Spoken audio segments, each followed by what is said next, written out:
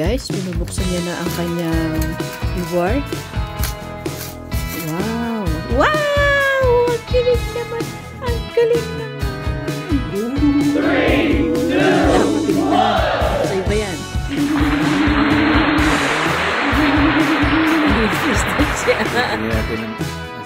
Finally.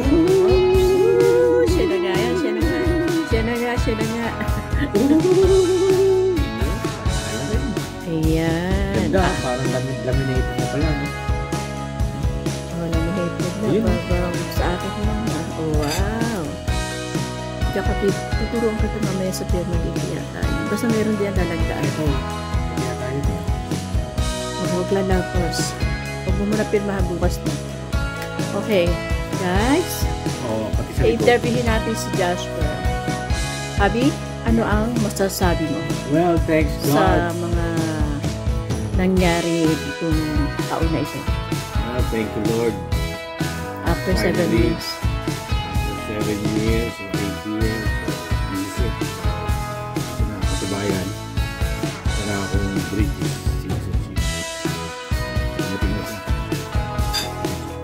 British passport, United Kingdom, Great Britain, and Northern Ireland. Ang dating tambay. Ang dating tambay, dating buraot. Ngayon, Eto na.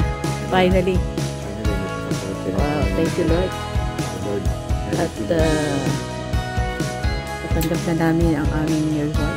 So, this one is September 35. To be expired on September 4. 10 years. Yes, 10 years yan. Okay. Galing. Thank you, Lord. Ano pa? Well, Well. so, magbutihan lang natin na maging mabuting mamamayan. As a British. Ang bansang dito. Yes. Ang bansang Inglaterra. Wow. Dito na siya.